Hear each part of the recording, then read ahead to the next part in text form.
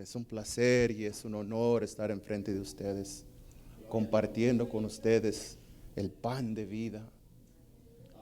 Este tema que escogí para esta mañana, para ustedes, es la importancia de conocer a Dios, la importancia de conocer su gracia. Aunque el enemigo nos tire dardos y ponga trampas a nuestros pies para acusarnos delante de Dios, para condenarnos a una condenación eterna, porque Él no entiende el pacto de gracia. Él no entiende el poder de la gracia. En esta mañana escogí este tema para ustedes, hermanos. El pastor hablaba lo importante que es la familia. Yo no sé si ustedes se dan cuenta, pero los sábados en la mañana, cuando el pastor se levanta a las 5 o 4 de la mañana y va a su mesa, a donde él se sienta a comer, no aparece milagrosamente un sermón ahí ya escrito, no aparece. Él pasa muchas horas solo, aparte de su familia, estudiando y buscando a Dios para traer alimento apropiado al pueblo de Dios. Y eso es admirable y Dios te bendiga, pastor. Pero pienso que hay más gente aquí que podemos ayudar en la obra, amén. Y yo le pido a Dios que me use a mí como un instrumento para ayudar a nuestro pastor. Y si ustedes me toleran a mí y me tienen paciencia, me gustaría hacer eso.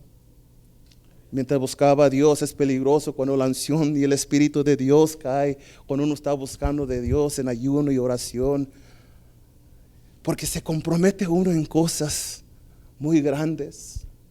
Oraba al Señor y decía: Señor, úsame, Dios, como un instrumento en esta iglesia. Yo los amo a ustedes, hermanos. Ustedes tienen una parte especial en mi corazón. Y le decía: úsame, Dios. Y de repente cayó la unción de Dios y le decía: mándame a los campos misioneros. Amén. Vuélveme un pescador de hombres. Conviérteme en ese pescador de hombres que yo deseo y que tú deseas que yo sea. Me paro, me voy a mi cocina, me preparo un café, pastor. Pero pues, ¿qué dije? Dije: no, sí, pues me gustaría mirar a mis nietos. Ahí estoy con mi familia. Híjole. Anyways, vuelvo para atrás a orar más tarde. Vuelvo para atrás a orar. Y otra vez: pastor, mándame, Señor. Híjole. Es peligroso buscar de Dios porque se compromete uno con sus palabras. Y tenemos que cumplir a Dios lo que le decimos, porque no es al hombre que la estamos prometiendo. Amén. Mi mensaje en esta mañana es muy sencillo, hermanos. Sencillo, que un niño de 5 años lo va a comprender sin duda. Para aquellos, yo sé que la mayoría aquí tenemos tiempo aquí en el Evangelio, pero si se les hace muy de primaria este mensaje, ore para el que necesite este mensaje. Ore que la palabra haga efecto en el corazón. Ore que Dios alcance al perdido. Amén.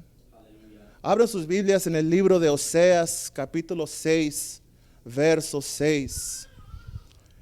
Y este versículo habla de la importancia del conocimiento de Dios.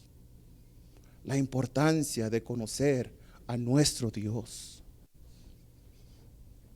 Nos podemos ocupar en el labor, nos podemos ocupar en otras cosas en la iglesia, pero si no conocemos a quién estamos sirviendo, es tiempo perdido. Los grandes hombres, profetas y apóstoles que están todos escritos en este maravilloso libro que se llama la Biblia, no tenían este conocimiento que nosotros tenemos. Nosotros tenemos toda la biblioteca del conocimiento de Dios en nuestras manos, en nuestros teléfonos. Sin embargo, no lo usamos. Y si lo usamos, hay unos que lo usan incorrectamente. Dice así la palabra de Dios. Si todos lo tienen, amén. Oseas capítulo 6, verso 6.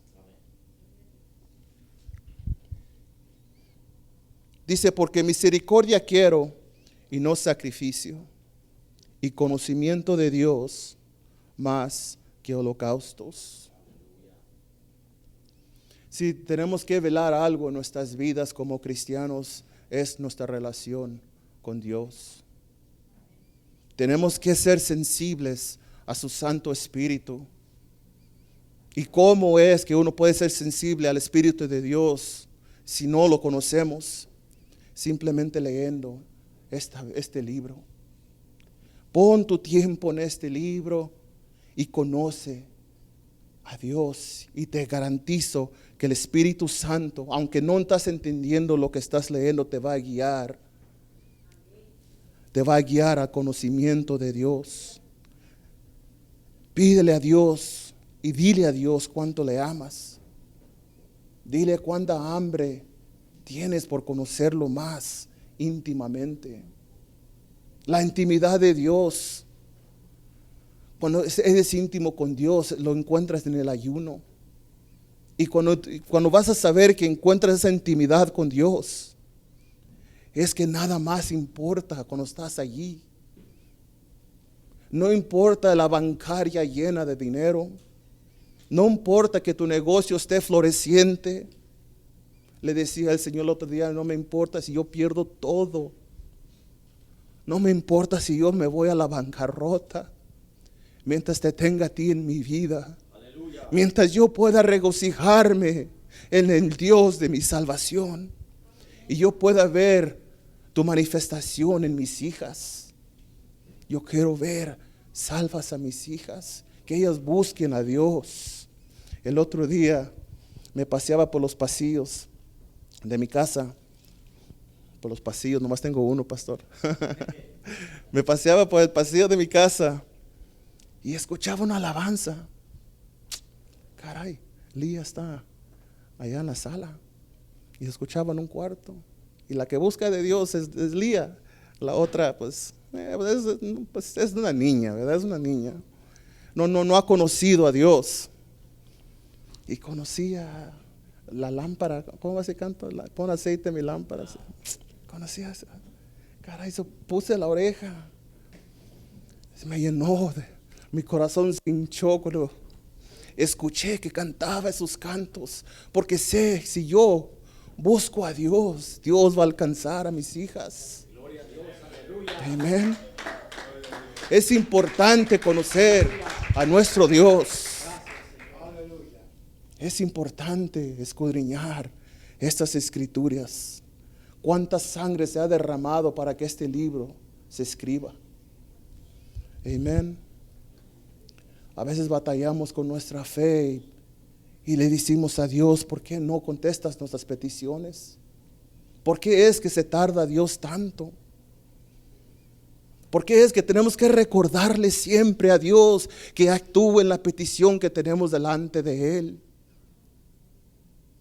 Es que diario tenemos que venir a recordarle a Él sus promesas. Todo este libro está a nuestro favor. Recuérdale a Dios lo que Él inspiró que se escriba en este libro.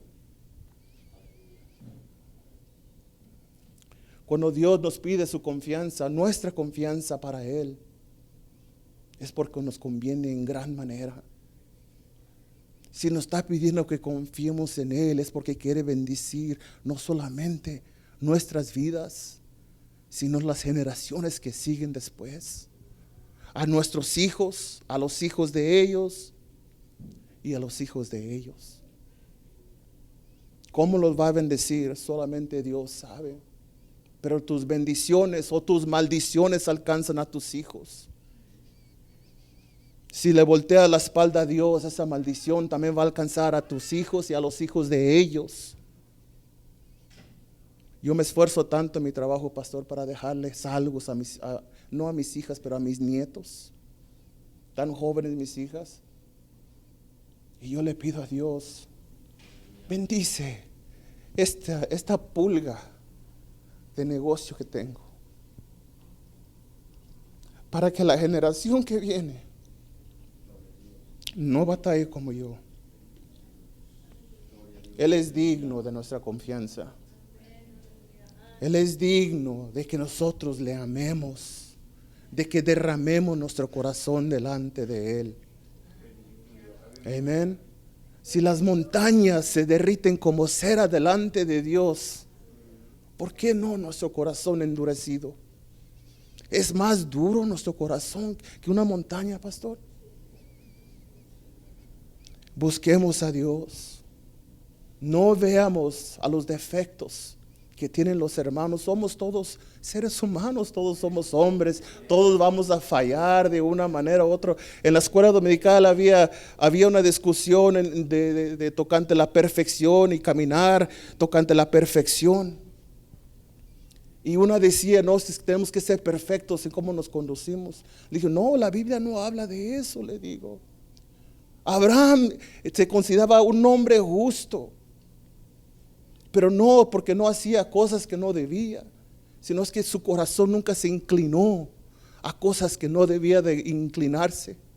Su corazón siempre estaba inclinado a Dios, y eso Dios miraba como perfección. Que no se inclinó a su dinero, no se confió que tenía el corral lleno de becerros, o el árbol lleno de olivos, tenía el producto del olivo.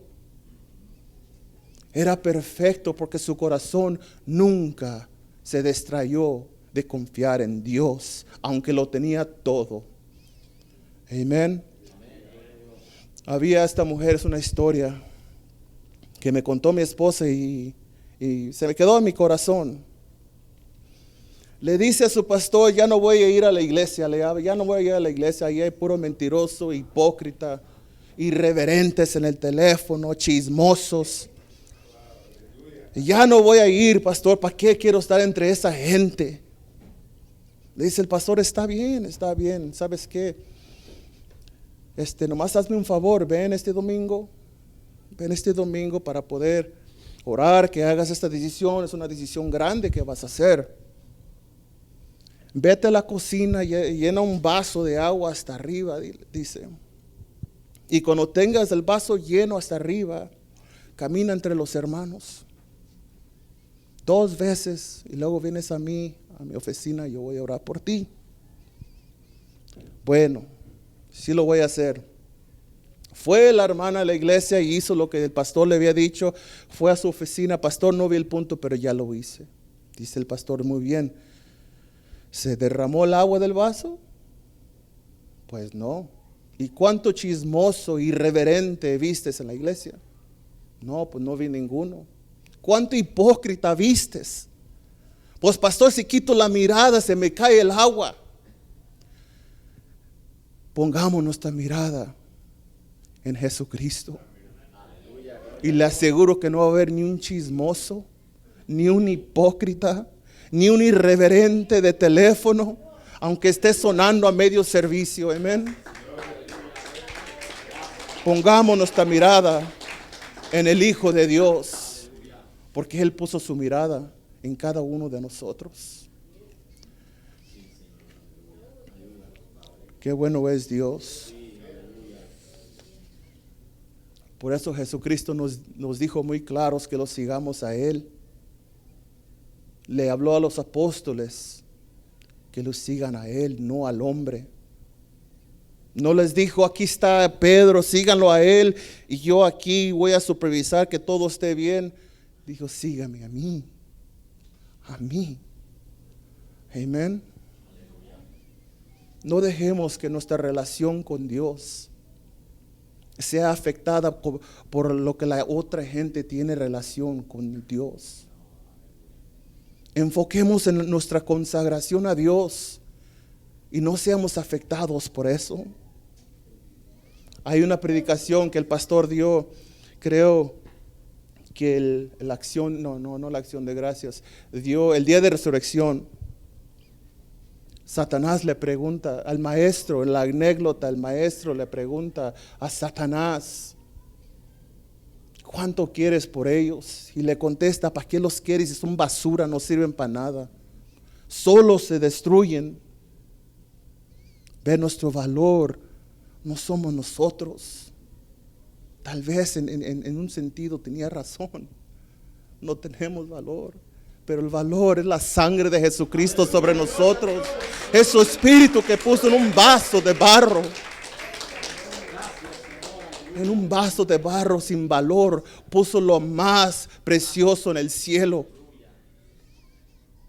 Lo más adorado en el cielo, donde hay querubines que no lo pueden ver directamente. Y qué milagro es. Qué milagro es que un hombre pecador pueda tener relación con un Dios santo, si ni los querubines pueden verlo. Cubren sus ojos y cada vez de que levantan su cabeza ven algo nuevo. Y dicen, santo, santo, santo. Vuelven a mirar, vuelven a levantar la cabeza y de nuevo ven algo espectacular. Y de nuevo pasan 400 años de Isaías a Juan y todavía cantan el mismo canto. Bendito sea el poderoso nombre de Jesucristo. Praise God. Abraham y Sarai luchaban con este problema. Abraham y Sarai creyeron la promesa de Dios cuando se les dio que Abraham tendría un heredero. Pero pasan 20 años y no ven ni la tierra prometida ni el heredero. Creo que cualquiera de nosotros, nuestra fe enflacaría.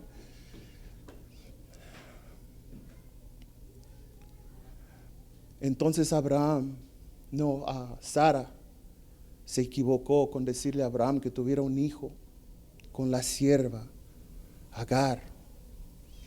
El problema con esto es de que Sara tipifica la gracia, Agar tipifica la ley. Entonces aquí Sara estaba cometiendo un gran error diciéndole que se metiera con Agar. Dios le afirma a Abraham después de 20 años que va a tener su hijo y se tira al piso a reírse. Y poquito peor le dice, y lo verás el año que viene. Entonces Sara también empieza a reírse. Y porque se rieron, su nombre fue el hijo de la promesa Isaac. Es difícil creerle a Dios sus promesas cuando son tan maravillosas sus promesas para nosotros. Había una jovencita en un pueblo que se llama Nazaret, temblando de miedo. Le dice al ángel, un ángel que le decía que iba a traer el Mesías. Temblando de miedo le dice, pero ¿cómo puede ser esto si no conozco hombre?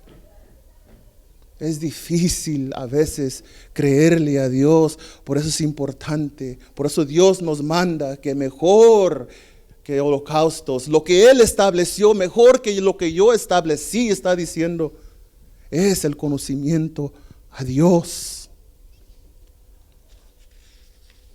Entonces el ángel le dice a la joven que no tema, que no hay nada imposible para Dios. Estos 3 capítulos que componen esta historia de Abraham y Sarai nos enseñan la lección de la tensión, de la tentación y de la incredulidad. Cuando tengan tiempo, hermanos, les aconsejo que la leen y la escudriñen y la entiendan. Nos ayudan a comprender cuán peligroso es la erosión de la fe. Cuando nuestra fe mengua, incluso hombres como Abraham no eran exceptos a la depresión espiritual. Él también le dice, aquí está Eliezer, bendice a Eliezer, porque Eliezer era una realidad, allí estaba. Y la promesa solamente era una promesa. Dios le respondió de 2 maneras a Abraham. En primer lugar le negó que Eliezer no iba a ser su heredero y que su heredero estaba por nacer. Y no solo eso, lo llevó para afuera y le dijo, mira las estrellas y cuéntalas si puedes, y así será tu descendencia. Abraham y Sara nos enseñan la expectativa de la fe. Decía, Sara era tipo de la gracia y Agar de la ley. Aunque Sara llegó primero y era esposa de Abraham y después llegó Agar, pero la gracia siempre ha sido el pacto más antiguo que Dios ha hecho con el hombre. Antes de que se hiciera el hombre, su gracia ya estaba allí. Pero una cosa sí es maravillosa de la ley, que nos trajo al Salvador, pastor. Nos introdujo al pecado, porque sin saber que no estamos en pecado, estamos condenados. Por eso es que la ley fue una maravillosa sierva de la gracia. Y por eso Agar tipifica a la ley. Quizás Sara estaba equivocada cuando dijo a Abraham que tuviera un hijo con su sierva, pero estaba bien cuando le dijo a Abraham que la echara del campamento, porque no había campo para la ley cuando está la gracia allí. Sara nunca fue esclava, aunque a veces fue llevada prisionera por la culpa de las mentiras de Abraham. Abraham tenía miedo por su vida y le decía, es mi hermana, no es mi esposa, porque dice la Biblia que estaba muy hermosa. Estaba muy hermosa Sara, y por miedo de su vida se la llevan prisionera, pero aún así seguía siendo esposa de Abraham.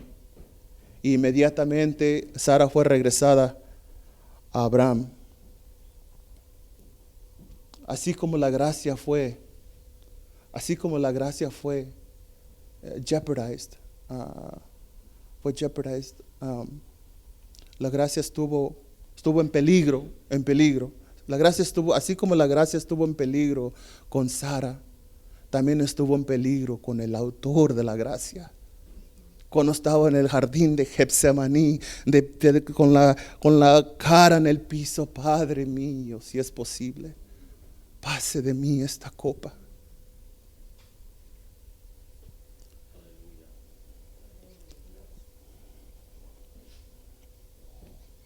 Y a veces nosotros que estamos bajo el pacto de la gracia, redimidos con la sangre de Jesucristo y salvos, y a veces llenos del Espíritu Santo, también nos sentimos esclavos a veces.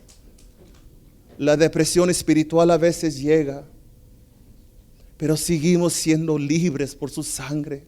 No hay enemigo potente suficiente para quebrar lo establecido por nuestro Salvador. Oh, si pudiéramos, pastor, si pudiéramos mantenernos en esa libertad que Cristo nos dio. Tenemos que cantar y tenemos que reprender para poder entrar en esa liberación, en esa libertad que Cristo ya nos ha dado. Otra persona que también quiero mencionar, si pueden ir al libro de Habacuc, es otro profeta que no solamente peleaba con creerle a Dios, sino también peleaba por justificar a Dios, a la gente de Israel.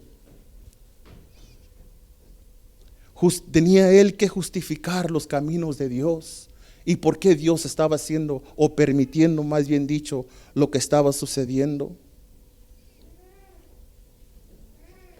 Para el profeta esta era una completa desolución, que la invasión de los babilonios iba a disciplinar a Judá y a Jerusalén.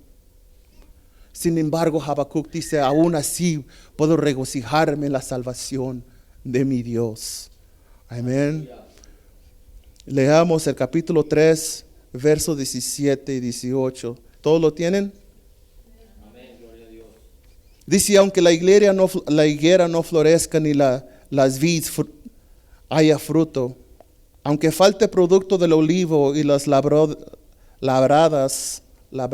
no den mantenimiento, y las ovejas sean quitadas de la majada, y no haya vacas en los corrales, con todo, yo me alegraré en Jehová, y me gozaré en el Dios de mi salvación. Para entender esto en su contexto, que tenemos que entender los tiempos que estaba viviendo Habacuc. Habacuc estaba viviendo en tiempos donde los babilonios era una fuerza muy grande. Acababan de conquistar a los egipcios y ahora venían contra Judá y Jerusalén.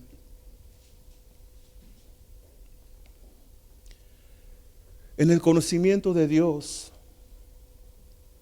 hay tres principales atributos: la bondad misericordia de Dios, su bondad amorosa hacia nosotros, juicio y justicia.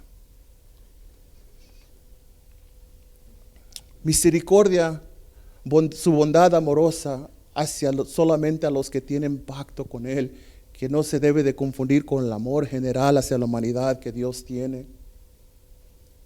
Esa bondad amorosa simplemente son los que tienen intimidad con el nuevo pacto con Jesucristo.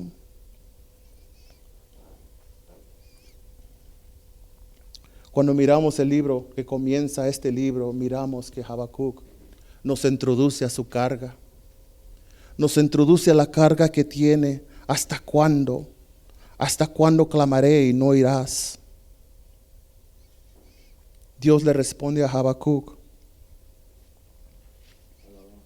Dios le responde a Habacuc que el justo por la fe vivirá. Y es donde el apóstol Pablo escribe a los romanos y a los gálatas y les dice: el justo por la fe vivirá. Y estas mismas palabras alcanzan a un monje agustino, Martín Lutero. Lee estas palabras del apóstol Pablo escritas por Habacuc. Y es cuando empieza la reforma. En el 15 de octubre de 1517 empieza la reforma protestante del cristianismo. Ve, el pecado había hundido a los judíos y Dios tenía que disciplinarlos. Y el problema de Habacuc es por qué Dios iba a usar a gente pagana que atribute todas sus victorias a sus dioses. ¿Por qué iba a permitir que los conquiste a ellos? No, él no tenía el problema de que iban a ser conquistados, era porque iban a atribuir la victoria a sus dioses. Babilonia era entonces una de las ciudades más grandes y avanzadas en esos tiempos y tenían dioses al morir. Si te casas con tu pareja hoy y la semana que entra ya no la quieres, la podías matar y te justificabas con decir: este Dios me la dio y este otro Dios me la quitó. ¿Qué hago? Así eran ellos. Entonces los israelitas habían volteado del conocimiento de Dios a explorar su carne, a explorar las lascivias de su carne. Tan pronto como Josué murió, el pueblo de Israel, la generación siguiente, se rebeló contra Dios. Y aquí es cuando enseña Habacuc que la persona que busca a Dios tiene que buscarlo por fe. Moisés dio 613 mandamientos. David los redujo a 10. Isaías a 2. Habacuc a 1. El justo por fe vivirá. Para que entendamos correctamente este principio, tenemos que ver las batallas y las luchas que tuvo Habacuc.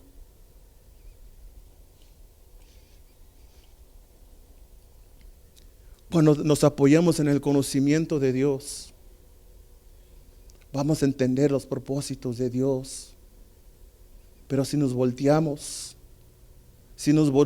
a buscar lo que se parece bien a mi opinión, sin consultar este libro en oración, vamos a caer, hermanos. Vamos a fracasar. En esta mañana Les insisto que nos volteemos al conocimiento, a la importancia del conocimiento de Dios. Amén. Quiero leer lo que el apóstol Pablo escribe en el primer capítulo de Romanos, verso 16. Porque no me avergüenzo del evangelio, porque es poder de Dios para salvación a todo aquel que cree, al judío primeramente y al griego. Porque en el evangelio la justicia de Dios se revela por fe y para fe, como está escrito: mas el justo por la fe vivirá. Amén. Praise God. Este corto y pequeño mensaje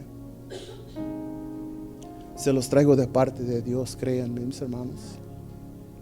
Yo oré y busqué la dirección de Dios para traerles algo que viene de Dios.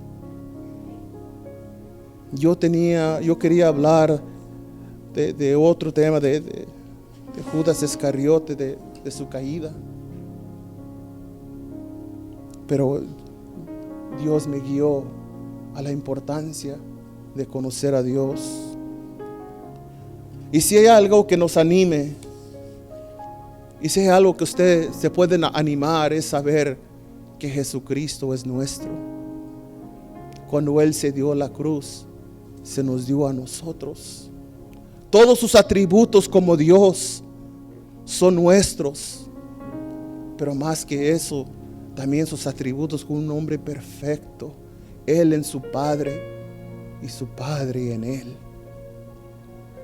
Si algo nos enseñó el Maestro, es que tenemos que permanecer en Él y Él en nosotros. No me detendré en hablar de sus atributos, porque todos los conocemos. Todos conocemos su vasta gracia, su firme fidelidad, su inquebrantable veracidad. Todos sabemos quién es Dios para nosotros. Él es omnipotente, omnipresente, omnividente. Hermanos, busquemos el conocimiento de Dios y vivamos en Él y Él en nosotros. Inclina tu rostro. Padre, en esta mañana, Señor, yo te alabo y bendigo tu nombre. Y te doy gracias, Dios, por esta pequeña palabra, Dios, que se ha expuesto, Dios. Bendice a cada uno de ellos. Bendice sus corazones. Bendice, Padre, sus hogares, sus familias, sus hijos, Dios amado. Bendice sus familias, Dios. Y te suplico también, Dios amado, por el que todavía no viene al conocimiento, a la importancia del conocimiento tuyo. Gracias, Señor, te alabo y te bendigo.